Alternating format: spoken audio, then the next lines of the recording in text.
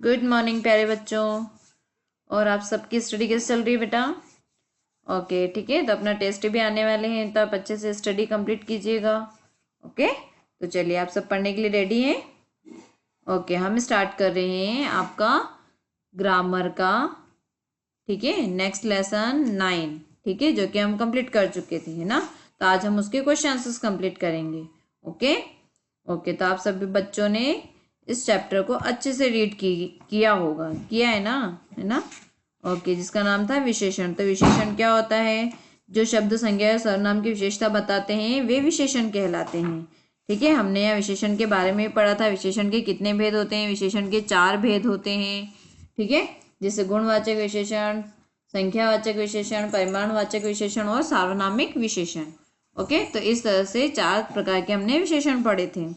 अब हम आते हैं प्रश्न नंबर 2 पर। प्रश्न नंबर 1 हम कंप्लीट कर चुके थे। प्रश्न नंबर 2 है इसका, रेखांकित विशेषण का भेद लिखिए। ओके, तो देखिए रेखांकित विशेषण का भेद लिखना है आपको। जैसे एक कमरा, तो एक जो है वो कौन सा विशेषण है? तो देखो एक क्या है? संख्या है ना, तो ये संख्यावाचक विशेषण है। ओके, जैसे इसमें दिया है कुछ पानी, तो कुछ क्या है? परिमाणवाचक, क्योंकि पानी को आप नाप तोल सकते हो बट उसको काउंट नहीं कर सकते हो। ओके, तो ये परिमाणवाचक विशेषण है। गोल धरती, ठीक है, तो धरती है पर कैसी है? गोल, ये उसका गुण है, तो ये गुणवाचक विशेषण हो गया। नेक्स्ट है चार कमीज, ठीक है, तो चार क्या है? संख्या है, तो संख्यावाचक विशेषण। नेक्स्ट है मीठा आम, ठीक है, आम है बट कैसा आम है? मीठा आम है, तो ये गुणवाचक विशेषण हो गया। ओके, प्रश्न नंबर 3 है, नीचे लिखे वाक्यों में से विशेषण तथा विशेष्य छांट कर लिखिए। क दिया है इसमें, आसमान में काले बादल छा रहे हैं। ओके, तो आपको इसमें विशेषण भी बताना है और विशेष्य भी बताना है। तो विशेषण है ना, क्या विशेषता है वो बताना है, और विशेष जिसके बारे में विशेषता बताई जा रही है वो विशेष्य होता है। ठीक है, तो यहाँ पर विशेषण हो गया काले और विशेष्य हो गया बादल, क्योंकि यहाँ बादल के बारे में विशेषता बताई जा रही है, तो ये काले जो है ये विशेषण हो गया और बादल विशेष्य हो गया। ख है इसमें, 3 लोग सड़क पार कर रहे हैं।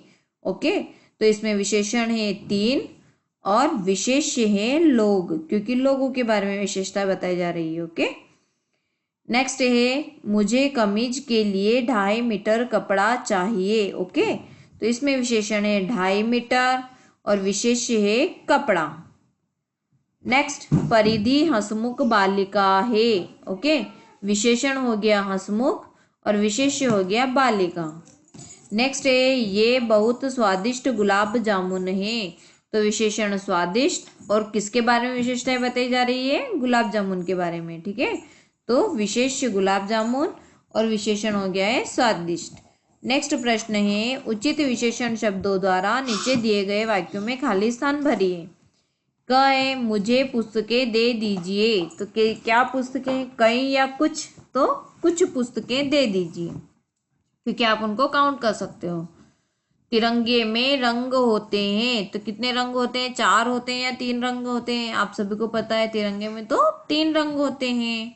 मोर के पंख होते हैं रंग बिरंगे या लाल? तो रंग बिरंगे। नेक्स्ट है हिमालय पर्वत बहुत है, नीचा है या ऊंचा है? तो ऊंचा है। राणा प्रताप एक राजा थे, कैसे राजा थे? वो वीर थे या कायर थे? तो वो वीर राजा थे। ओके, प्रश्न नंबर 5 है, नीचे बॉक्स में दिए गए शब्दों में से उचित शब्द छांटकर रिक्त स्थान पर भरिए। जैसे थोड़ा, चालाक, 1 लीटर, रसीला, परिश्रमी और ऊंची, ये शब्द आपको दिए गए हैं और आपको यहाँ पर लिखना है। जैसे लोमड़ी, तो लोमड़ी के लिए क्या विशेषण आएगा? चालाक। विद्यार्थी, तो विद्यार्थी के लिए क्या विशेषण होगा? परिश्रमी। आम, तो आम के लिए क्या विशेषण होगा? रसीला। अनाज, तो अनाज के लिए थोड़ा। दूध, दूध के लिए विशेषण 1 लीटर और इमारत के लिए विशेषण ऊंची।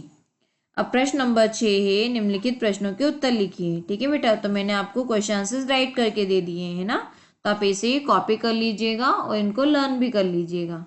ओके, तो देखिए प्रश्न नंबर 1 है, विशेषण की परिभाषा उदाहरण सहित लिखिए। तो जो शब्द, संज्ञा या सर्वनाम की गुणीय विशेषता बताते हैं वे विशेषण कहलाते हैं। इनके उदाहरण है सुंदर, 4, आधा किलो आदि। नेक्स्ट है विशेषण के कितने भेद होते हैं, नाम बताइए। तो 4 भेद होते हैं, गुणवाचक, संख्यावाचक, परिमाणवाचक और सार्वनामिक विशेषण।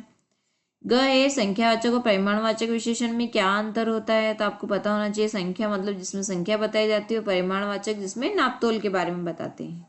ओके, तो जो शब्द या सर्वनाम की संख्या या गिनती बताते हैं वे संख्यावाचक विशेषण कहलाते हैं, जैसे कुछ कपड़े, 2 आदमी आदि।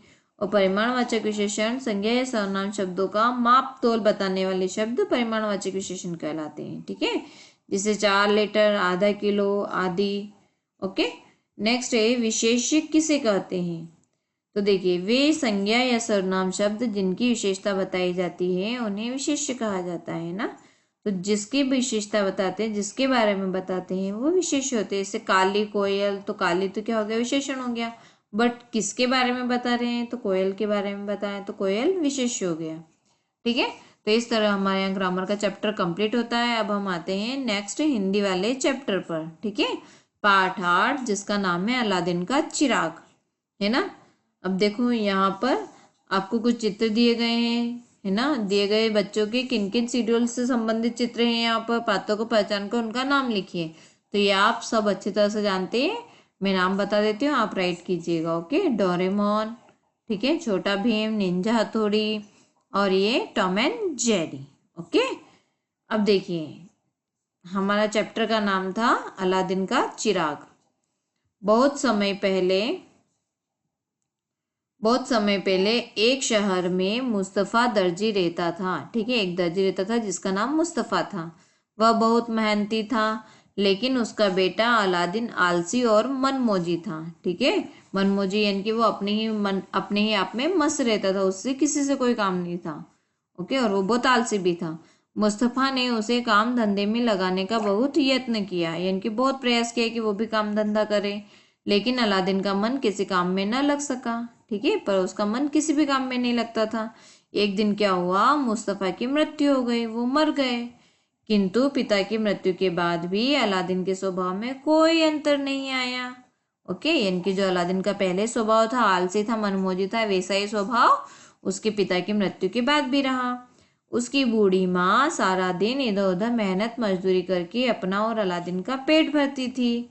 ओके, उसकी माँ को ही सारा काम करना पड़ता था, क्योंकि जब बेटा काम नहीं करेगा तो किसी न किसी को तो काम करना पड़ेगा ना। और उसके घर में और कोई नहीं था, तो उसकी माँ जो थी वो सारा मेहनत मजदूरी करती और दोनों का पेट भरती थी। एक दिन अलादीन गली में खेल रहा था। ठीक है, किसी एक अजनबी से ने उसे बुलाया। अब अजनबी क्या होता है, जिसको हम नहीं जानते हैं वो अजनबी होता है, स्ट्रेंजर। ओके, और उससे कहा, मैं तुम्हारा चाचा हूँ और तुम्हारी माँ से मिलना चाहता हूँ। ठीक है, वो अजनबी ने ऐसा बोला। यह सुनकर अलादीन बहुत खुश हो गया और अजनबी को अपने घर लेके गया। घर पहुंचने पर उस आदमी ने अलादीन की माँ से कहा, मैं मुस्तफ़ा का छोटा भाई हूँ। मैं बचपन में ही घर से चला गया था। ठीक है, क्या बोला उसने कि मैं मुस्तफ़ा का यानी कि अलादीन के पिताजी का छोटा भाई हूँ और मैं बचपन में ही घर से चला गया था। अलादीन की माँ को अपने पति के इस भाई के बारे में कुछ भी पता नहीं था, वो नहीं जानती थी, है ना। वह सोच ही रही थी कि वह इस अजनबी पर भरोसा करे या नहीं करे, है ना। कोई भी अजनबी होता है तो हम फटाफट से उस पर भरोसा नहीं कर सकते हैं ना। तो उसकी माँ भी नहीं कर पा रहे थे। उस आदमी ने बड़े अपनेपन से पूछा, अलादीन कुछ काम धंधा भी करता है या नहीं, है ना। यानी कि उस स्ट्रेंजर ने पूछा कि अलादीन कुछ काम धंधा करता है क्या नहीं। काम धंधा, यह तो बहुत ही मनमोजी और लापरवाह है। ठीक है, लापरवाह मतलब इसको किसी की चिंता नहीं है, दिन भर खेलता रहता है, इसे घर की कोई चिंता नहीं है। दुखी स्वर में अलादीन की माँ बोली। अजनबी चिंता जताते हुए बोला, कोई बात नहीं भाभी, अगर आप इजाज़त दे तो मैं इसे अपने साथ ले जाता हूँ। ठीक है, इजाज़त मतलब होता है अगर आप आज्ञा दे तो मैं इसे अपने साथ लेके चला जाता हूँ और किसी न किसी काम में लगा दूंगा। उसने अलादीन की माँ को कुछ रुपए दिए और अगले दिन आने को कहकर चला गया। ठीक है, उसने उसकी माँ को कुछ पैसे दे दिए और अगले दिन हम फिर वो बोला कि मैं अगले दिन आऊँगा, आप इसको रेडी कर देना। अब अलादीन की माँ को भी उस पर भरोसा हो गया, क्योंकि उसने पैसे दे दिए थे, है ना। और ये भी बोला था कि वो किसी न किसी काम में इसको लगा देगा। दूसरे दिन वही व्यक्ति अलादीन के लिए नए नए कपड़े लेकर आया। और उसने अपने साथ चलने को कहा। तो नए कपड़े पहनकर अलादीन बहुत खुश हो गया, जैसे हम भी बहुत खुश हो जाते हैं ना, कोई हमारे लिए न्यू न्यू ड्रेस लेके आता है तो वैसे अलादीन भी बहुत हैप्पी हो गया। अपनी माँ से विदा लेकर वह खुशी खुशी अजनबी के साथ चल पड़ा। ओके, माँ भी खुश थी कि अब उसका बेटा कुछ काम करेगा, है ना, अब उसको काम करने की जरूरत नहीं पड़ेगी। वास्तव में वह व्यक्ति अलादीन का चाचा नहीं बल्कि एक कौन था, जादूगर था। ओके, जो जादू दिखाने का काम करता था, जादूगर था वो। वह अलादीन को अपने एक खास काम के लिए साथ ले जा रहा था। अब उसका क्या खास काम था, तो हम आगे पढ़ते हैं। अलादीन को साथ लिए जादूगर एक बाग में पहुंचा। बाग मतलब होता है बगीचा, जिसको हम गार्डन बोलते हैं। उसने एक स्थान से एक भारी पत्थर को हटाया। ठीक है, एक स्थान था जहां पर एक बहुत बड़ा पत्थर रखा हुआ था, तो उसने वहां से हटाया। नीचे गहरा गड्ढा था, यानी कि उस पत्थर के नीचे क्या था, बहुत बड़ा गहरा गड्ढा था। वह अलादीन को गड्ढे का मुंह दिखाते हुए बोला, इस गड्ढे के अंदर एक चबूतरा है। ठीक है, एक चबूतरा बना हुआ है, यानी कि एक चौकी जैसा बना हुआ है, थोड़ा सा बड़ा। उस पर एक दीपक जल रहा है ना। यदि तुम दीपक को बुझाकर मेरे पास ले आओ तो हम अमीर हो जाएंगे, यानी कि अमीर मतलब बहुत पैसे वाले हो जाएंगे हम। ओके, अगर तुम ऐसा करोगे तो। अलादीन ने कहा, आप खुद ही उतर जाइए, मुझे डर लग रहा है, क्योंकि देखो अंदर अंदर जाते हैं हम तो क्या रहता है, अंधेरा रहता है ना, है ना, तो उसको भी डर लग रहा था, वो तो बालक ही था। जादूगर बोला, तुम छोटे हो इसलिए तुम ही इसमें घुस सकते हो। ठीक है, क्योंकि छोटा था वो, हॉल जो था उसका छोटा था। लो, यह अंगूठी पहन लो, इससे तुम्हें कोई खतरा नहीं रहेगा। ठीक है, जो जादूगर ने एक अंगूठी भी निकाल के दी, जिससे उसको कोई खतरा नहीं रहेगा। ठीक है, अब देखिए, अंगूठी उंगली में पहनकर अलादीन डरते डरते उस छोटे मुंह वाले गड्ढे में उतर गया। ओके, वो डरते डरते आखिरकार वो गड्ढे में उतर ही गया। उसने चबूतरे से दीपक उठाया, उसे बुझाया और अपनी जेब में डाल लिया, और गड्ढे के मुंह पर आकर बोला, चाचा मैं आ गया हूँ, मुझे इस गड्ढे से बाहर निकालो, है ना। अलादीन की आवाज सुनते ही जादूगर ने गड्ढे में झांका और हंसते हुए बोला, शाबाश, तुम आ गए बेटा, लाओ दीपक मुझे दे दो। अलादीन ने कहा, दीपक मेरी जेब में है और यहाँ जगह बहुत कम है, मैं उसे निकाल नहीं सकता, बाहर आने पर ही आपको दूंगा। तो जादूगर को तो सिर्फ दीपक चाहिए था, है ना, उसे अलादीन से कुछ भी लेना देना नहीं था, यानी कि उसको अलादीन से कोई काम नहीं था। वह अलादीन से बार बार यही कहता रहता कि पहले दीपक दे दो, तब तुम्हें बाहर निकालूंगा। तो अलादीन को कुछ शक हो गया, है ना। उसने सोच लिया कि बाहर पहुंचने पर ही दीपक देगा। कुछ देर तक दोनों में अपने अपनी बात पर अड़े रहे, है ना, दोनों दोनों किसी एक दूसरे की बात नहीं मान रहे थे, दोनों अपनी बात पर अड़े रहे कि नहीं, तुम मेरे को पहले बाहर निकालो तभी मैं दीपक दूंगा। और उसका चाचा उसको बाहर नहीं निकाल रहा था कि नहीं, पहले तुम दीपक दो तभी मैं बाहर निकालूंगा। जब अलादीन किसी भी तरह दीपक देने को तैयार न हुआ तो जादूगर को क्या आ गया, गुस्सा आ गया। और उसने एक भारी पत्थर से गड्ढे का मुंह पूरा बंद कर दिया, यानी कि उसको बाहर भी नहीं आने दिया, और गड्ढे का मुंह भी बंद कर दिया और चला गया। बेचारा अलादीन बड़ी मुसीबत में फंस गया। अंदर चारों ओर घना अंधकार था, है ना, बहुत सारा अंधकार था, अंधेरा अंधेरा होता है, जब गड्ढे को तो और ढक दिया तो और पूरा अंधकार हो गया। वह घबरा गया। वह हाथों को इधर उधर घुमाकर रास्ता टटोलने लगा, है ना, जैसे अगर हम कहीं अंधेरे अंधेरे में भी अगर लाइट एकदम से ऑफ हो जाती है तो हम क्या करते हैं, हाथों की सहायता से, हाथों की हेल्प से हम टच करते हैं कि कहीं हमको लाइट मिल जाए, है ना, इमरजेंसी लाइट मिल जाए, हम उसको ऑन कर लें। ठीक है, तो इसी तरह से वो भी उसको रास्ते को टटोल रहा था। इस कोशिश में उसके हाथ से दीपक पर रगड़ लगी और एक बहुत बड़ा जिन्न उसके सामने आ खड़ा हुआ, है ना, जैसे आपने देख रखा है, यहाँ पर देखो जिन्न बहुत बड़ा है। उसने कहा, मैं इस दीपक का दास हूँ। ठीक है, ये जो दीपक है इसका मैं सेवक हूँ, दास हूँ। बताइए मालिक, मेरे लिए क्या आज्ञा है, क्या आदेश करना चाहते हो। तो जिन को देखते ही अलादीन डर से कांपने लगा, डर गया कि इतना बड़ा जिन। फिर भी वह साहस करके बोला, हिम्मत करके बोला, मुझे घर पहुंचा दो।